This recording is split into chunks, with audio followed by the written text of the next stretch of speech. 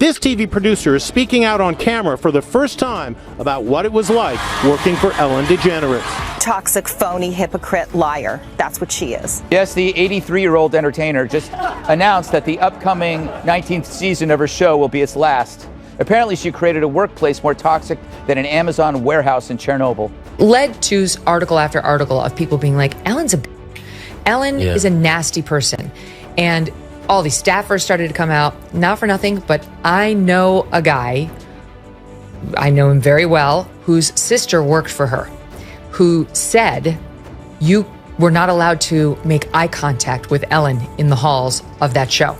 If you saw her, this is not... For once, Ellen DeGeneres isn't dancing, she's dodging. Megyn Kelly and Greg Gutfeld just ripped the velvet curtain off Hollywood's so-called nicest mean girl. And let's just say, it's not pretty. From backroom blow-ups to diva meltdowns, Ellen's squeaky clean image just nosedived into a double shot of espresso-fueled chaos. What secrets did Megyn spill? Why did Gutfeld look like Christmas came early? Buckle up, this expose makes daytime drama look like a Disney sequel. Camera, she laughed while she badgered her staff. And so all good things must end, and also the Ellen DeGeneres show. For you. Because I'm seeing this week that there is an attempted comeback by somebody who did not cross one of those fateful lines of the misstepping on their sacred cows of gender or race or sexuality. Yeah. But she was said to be a nasty... Ellen DeGeneres, the woman who once claimed to be America's sweetheart, somehow became the nation's collective facepalm. She's like a human Pinterest fail. Glossy smiles on the outside, but underneath, glitter-covered disaster. Remember, she was a trailblazer courageously coming out on TV, earning respect and admiration across the country. But over time, Ellen morphed into a corporate mascot, a walking, talking Hallmark card with the ink smeared and the message printed upside. Told from the very beginning, don't talk to Ellen, don't do this, you can't, go into her office. It was very nerve-wracking, very stressful. We all walked on eggshells all the time. So she eventually got canceled, but now she's coming back. She's got a Netflix special. That's the right response. Yeah. She's got a Netflix special. And here's the capper. On the promo, and apparently there's now articles out about from people who have seen the preview, she plays the victim. And she says, let's not pretend Ellen's the bubbly angel she plays on daytime TV. She's more like the wizard behind the don't peek behind the curtain act, while everyone else is quietly suffering. That whole be kind mantra. Pure PR magic. You'd think kindness was the secret sauce to her success. But peek backstage, and that kindness starts to look more like sugar-coated misery mandatory smiles at a seminar on cruelty. If Be Kind was her brand, her crew deserved Emmys for surviving the world's most... As a host, she's amazing as a host. But as a boss and someone who's behind the scenes running the show, she's a different person. She's not the person people see in front of the camera. Do you think anything will change? No, because she should have apologized 16 years ago. This environment, this toxic culture that she created in the office has been going on for 16 years. Ellen and her wife, Portia, have left their millionaire haven of Montecito for England. Now, they're saying they'll never come back in the wake of Trump's win. Do you think that's the reason why she's leaving? Absolutely not. Yeah. Remember, when former employees blew the lid off the Ellen show, her supposedly sunny studio turned out to be more Twilight Zone than Disneyland. Staff described a toxic atmosphere so dense, you could slice through it like warm butter right through Ellen's carefully constructed smile. The stories weren't just bad, they were damning. From petty cruelty to outrageous demands, the real Ellen sounded more wolf in sheep's clothing than fairy godmother. Gutfeld didn't just highlight this hypocrisy, he torched it. Watching him go after Ellen was like watching a pit bull tear into a squeaky toy, brutal, relentless, and strangely satisfying. His razor-sharp one-liners didn't just hit, they detonated. This is the woman who built an empire on kindness, yet allegedly treated her staff like background props in a dystopian sitcom. after she had this testy exchange with Dakota Johnson, where something happened where Dakota said, oh, I had this birthday party, and Ellen said, well, why didn't you invite me? You didn't invite me. And she said, no, I did invite you, Ellen. That's not what happened. And Ellen had blown her off. And then tried to play the victim on the set with her. Anyway, it led to article after article of people being like, Ellen is a nasty person. Happy belated birthday. When was your birthday? It was October 4th. October 4th. You turned 30. I did. And how was the party? I wasn't invited. Actually, no, that's not the truth, Ellen. You were invited. Last time I was on the show, last year, you gave me a bunch of about not inviting you, but I didn't even know you wanted to be invited. Well, who doesn't want to be invited to a party? Well, I didn't even know you liked me. Of course I like you. You knew I liked you. You've been on the show many times, and don't I show like? Yeah. But I did invite you, and you didn't. Megyn Kelly. She didn't just roast Elon, she brought the flamethrower. Her hot takes were seasoned with cold, hard facts.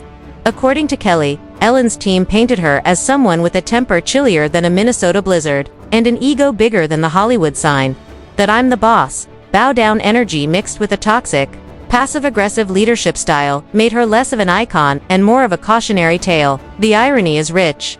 Ellen built a multi-million-dollar brand around kindness, handing out inspirational memes like glitter at a craft store, all while allegedly treating her staff like extras in a dystopian horror flick.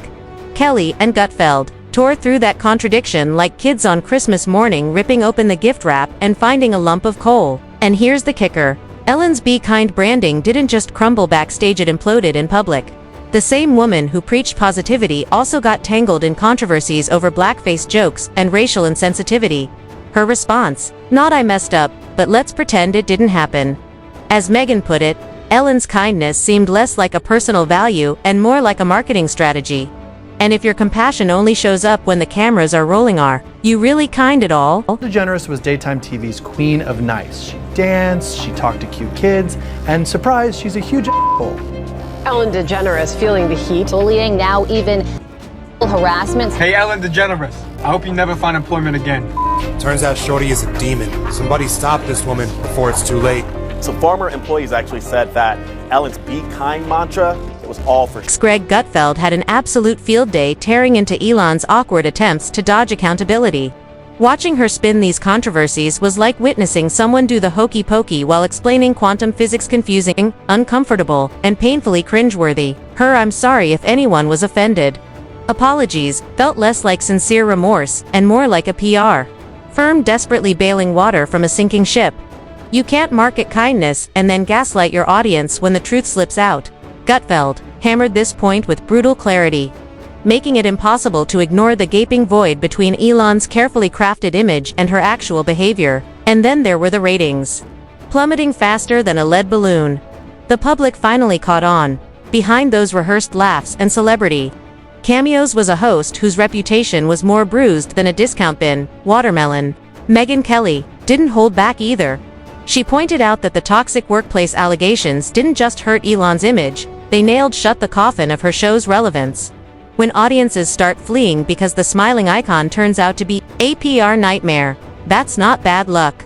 That's brand implosion on an epic scale. I mean, Ellen got canceled for real a few years ago from just being a jerk. Yeah. Like, it wasn't like a single comment she said or something she did, just lots of people saying that working for her was a living nightmare and that she's a jerk. And I think that's probably why she wants to leave, because she hasn't really been able to make a comeback. Yeah. I mean, remember how everybody loved Ellen? They're like, Ellen, we love you, Ellen's here, yay. And then that all went away.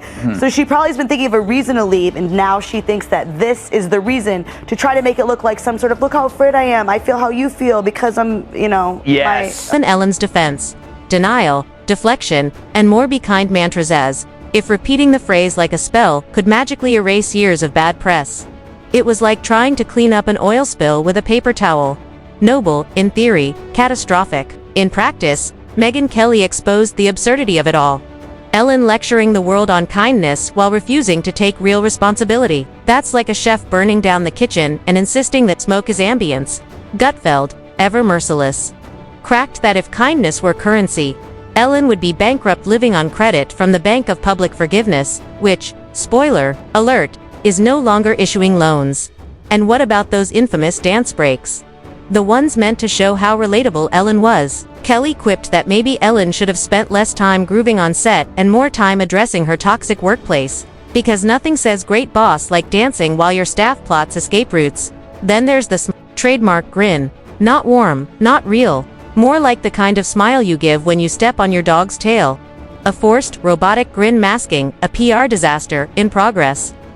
Behind that smile, apparently, was a woman juggling a public image of joy while her employees whispered tales of burnout, frustration, and fear. And she says, "For me," and she actually has the nerve to say that she was run out of Hollywood. This person with and with $100 million in her pocket. 450 million, according to Forbes. That's a low estimate. Yeah. Because so now she's out there saying, I was run out of Hollywood. She's actually reportedly complaining about how hard it is for women in America with the double standards. Look at Oprah, how hard it is for her. Oh, she's... And then came the spectacular collapse. Ellen's fall from grace wasn't some quiet backstage crisis, it was a front-page public implosion. Social media lit up with memes, snark, and savage jokes. America loves a downfall, and Elon's was so massive it made the Hindenburg look like a flat tire. Kelly and Gutfeld threw fuel on the fire, delivering a masterclass in public roasting. Their commentary was sharp, seasoned, and deliciously unforgiving, perfect for anyone tired of Hollywood's hypocrisy. But the juiciest part, the bizarre disconnect between Elon's on-screen persona and the off-screen chaos described by her own crew. It was like watching someone post perfect Instagram selfies while their house burned down in the background. Kelly dug into that split, revealing that Elon's family-friendly brand was more facade than foundation. Her version of family was less about love and more about loyalty, corporate, cold, and calculated. Behind the cameras, it wasn't a wholesome haven. It was a toxic reality show with the cameras off. Asterisk. Countless allegations surfaced last summer that the show's work environment was rife with harassment and discrimination.